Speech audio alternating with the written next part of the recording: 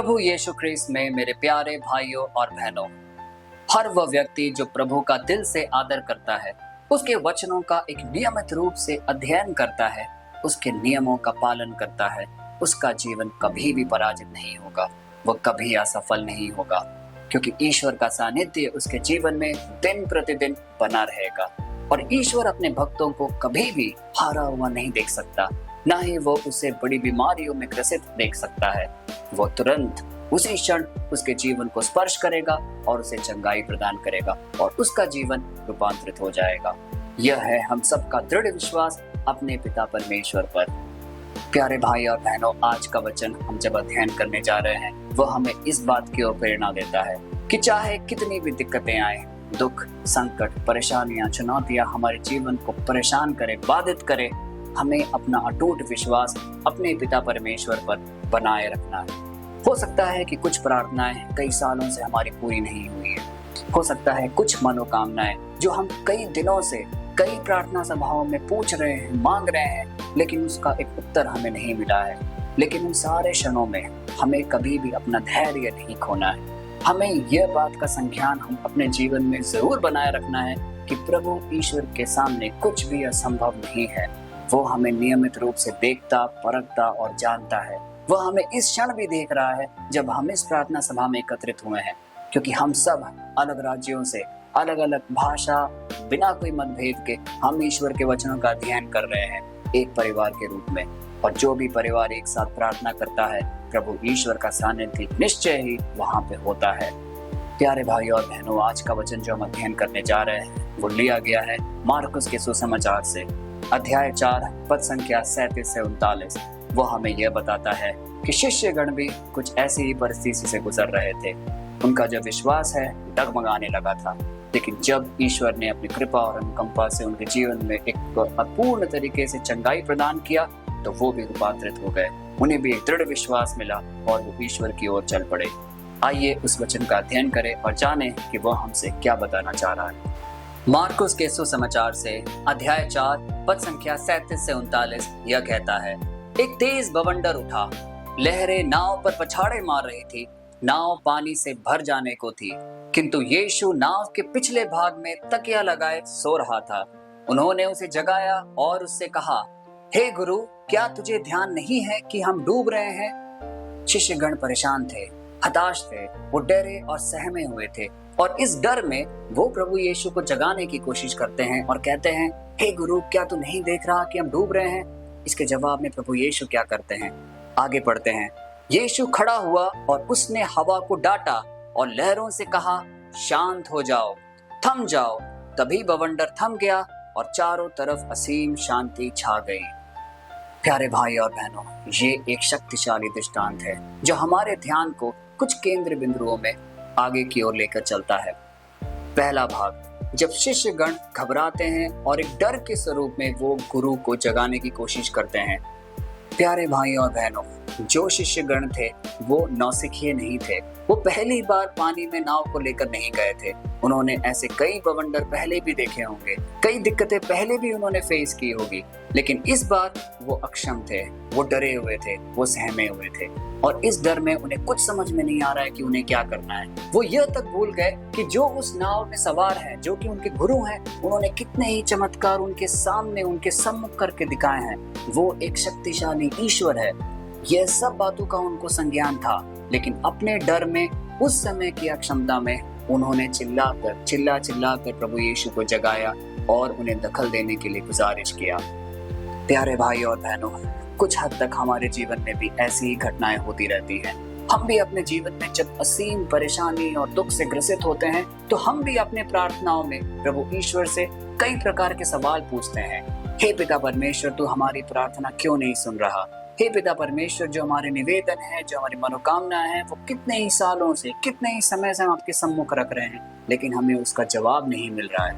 और इस प्रकार हम हताश हो जाते हैं, हम थक जाते हैं। प्यारे भाई और बहनों, इस दृष्टांत के द्वारा पिता परमेश्वर हमें यह बताना चाह रहा है कि ऐसी कोई भी अवस्था हमारे जीवन में नहीं है जिस पे प्रभु ईश्वर ने काबू नहीं पाया है। वो हमारे जीवन पर एक कंप्लीट कंट्रोल बना कर रखता है और वो जानता है कि किस समय उसे दखल देना है।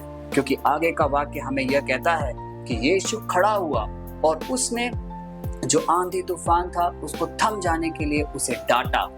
यह नहीं कि वो खड़ा हुआ और आंधी तूफान अपने आप स्वयं ही शांत हो गए, लेकिन उसने डांटा और डांट कर उसे शांत किया।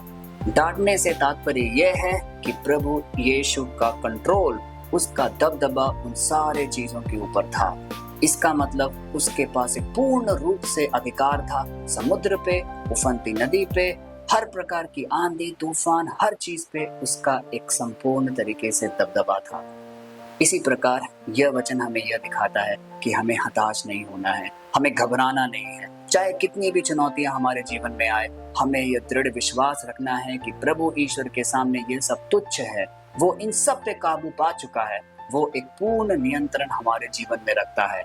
यदि हम इस भाव से हर दिन हम सुबह जागे और रात को सोए तो हम हमेशा सुरक्षित महसूस करेंगे। हमारी जो भी मनोकामना हमारे जीवन में है, हम उसे एक नियमित रूप से प्रभु ईश्वर के सामने रखें, लेकिन साथ में यह भी हम ईश्वर को कहे कि हे ईश्वर, आपके एक निर्धारित समय पर इसे आप पूरा करिए, जिससे आपकी इच्छा पूरी हो, आपके राज्य की सारी इच्छाएं हमारे थ्रू, हमारे जीवन के माध्यम से वो पूरी हो। यदि हम अपने प्रार्थना को इस समय प्रभु इस तरीके से प्रभु के सम्मुख रखेंगे तो उसका जवाब हमें निश्चय ही मिलेगा। प्यारे भाइयों और बहनों, जिस प्रकार हम अपने शारीरिक और मानसिक अवस्था को मजबूत रखने के लिए हर वो कोशिश करते हैं, जैसे कि सुबह उठकर दौड़ लगाना, जिम जाना, अच्छी चीजें खाना, इन सब से हमारी शारीरिक अवस्था अच्छी बनी रहती है। मानसिक अवस्था को अच्छी रखने के लिए हम नए रिसर्च बुक पढ़ते हैं, हम नई किताबें पढ़ते हैं, हम अपने स्कूल के पढ़ाइयों को एक नियमित रूप से पूरा करते हैं। इन सब से हम मानसिक रूप से सुदृढ़ बने रहते हैं। इन सब के साथ हमें अपने आध्यात्मिक जीवन को भी सशक्त बनाए रखना है, क्योंकि यदि हमारा आध्यात्मिक जीवन सुदृढ़ होगा तो हम ईश्वर का सानिध्य निरंतर हमेशा अपने जीवन में उपस्थित पाएंगे। क्योंकि जितनी भी दिक्कतें आए, हम कभी डरेंगे नहीं, हम कभी भी सहमेंगे नहीं, क्योंकि ईश्वर की जलती हुई अग्नि हमारे जीवन में हमेशा विद्यमान रहेगी और वो हमेशा आगे की ओर हमें चलाती रहेगी। यह है हमारा विश्वास अपने पिता परमेश्वर पर। तो आइए इस छोटे से प्रार्थना में आगे बढ़ने से पूर्व हम उन सारे मतलबों को अपने जहन में लेके आए। हो सकता है कि कुछ मतलबें हमारे जान परिजन लोगों ने हमें प्रार्थना के लिए कही हो, हमारे परिवारजन के लिए, हमारी उन सारी प्रार्थनाओं के लिए जो अब तक अनसुनी सी रह गई हैं, उन सबों को प्रभु ईश्वर के चरणों में रखें और उनके दखल के लिए प्रार्थना करें। हे पिता परमेश्वर, तू सब देखता, परखता और जानता है। आज हम आपके सम्मुख उन सारे निवेदनों को रखते हैं, अपने सारे उन प्रार्थनाओं को जो अब तक पूरी नहीं हुई है। आप देख रहे हैं हमारी आज की अवस्था को, हम में जो भी बीमारी विद्यमान है, हमारे अंदर जो भी कमजोरियां हैं, उन सबको देख और हमें चंगाई प्रदान कर, क्योंकि हम पूर्ण रूप से विश्वास करते हैं पिता परमेश्वर कि तू हमारे जीवन को पूर्ण रूप से कंट्रोल करता है। हमारे जीवन में ऐसा कुछ भी घटित नहीं होता है जो आपके संज्ञान में नहीं है। हो सकता है कि कुछ प्रार्थनाएं कुछ विलंब से पूरी होती हो सकता है कुछ मनोकामना थोड़ी देर लगती हो, लेकिन आप सब कुछ देख रहे हैं और तो निश्चय ही हमें कभी भी पराजित होने के लिए मजबूर नहीं करेगा। तो कभी भी हमें गिरा हुआ नहीं देखेगा। यह है हमारा अटूट विश्वास आप पर। जिस प्रकार आज के वचन का जब अध्ययन करते हैं तो हम देखते हैं कि शिष्यगण हताश थे, वो निराश थे, वो सहमे हुए थे। इसी प्रकार हमारे जीवन में भी जब कठिनाइयां आती हैं, जब दिक्कतें आती हैं, तो हमें ऐसा बल दे कि हम हमेशा आपकी ओर उन्मुख रहें, हम कभी भी हिम्मत ना हारे, हमेशा आपके वचनों का अध्ययन करें और निरंतर आपसे जुड़े रहें। हे पिता परमेश्वर, हम प्रार्थना करते हैं उन सभी जनों के लिए जो इस प्रार्थना सभा में आज इस क्षण हमारे साथ उपस्थित हैं। उन सब के हृदयों को टटोल और उन सारी मनोकामनाओं को पूरी कर। यह प्रार्थना हम करते हैं प्रभु ईश्वर के नाम पर, आमीन। प्यारे भाइयों और बहनों, प्रभु ईश्वर का एहसास अपने जीवन में संजोए रखकर एक जीवन जीना कितना महत्वपूर्ण और कितना सुगम्य है, क्योंकि वो हमें एक ढारस देता है, वो हमें एक दृढ़ विश्वास देता है कि चाहे कोई भी चुनौतियां हमारे जीवन में आए, कोई भी दिक्कतें या परेशानियां हम सामने देखें, लेकिन ईश्वर हमें वो चंगाई देगा, ईश्वर हमें वो धैर्य देगा, वो ताकत देगा, जिससे कि हम उन सब का सामना एक दृढ़ संकल्पित रूप में करें और हम हमेशा विजयी होकर उससे बाहर आएंगे। यह है हमारा अटूट विश्वास अपने पिता परमेश्वर पर। तो आइए इस वचन को ज्यादा से ज्यादा लोगों तक भेजें, क्योंकि जब कोई इस वचन को वो पढ़ता है और देखता है और अपने जीवन में कार्यान्वित करता है, तो हम भी एक प्रेरिताई कार्य में आगे बढ़ते हैं। और ईश्वर हमें देखकर प्रफुल्लित होता है। वो हमारे जीवन को वरदानों और आशीषों से भरता है। कल फिर मिलते हैं, तब तक के लिए हम आप सबको प्रभु ईश्वर की असीम दया, कृपा और अनुकंपा में समर्पित करते हैं। ईश्वर के नाम पर आमीन।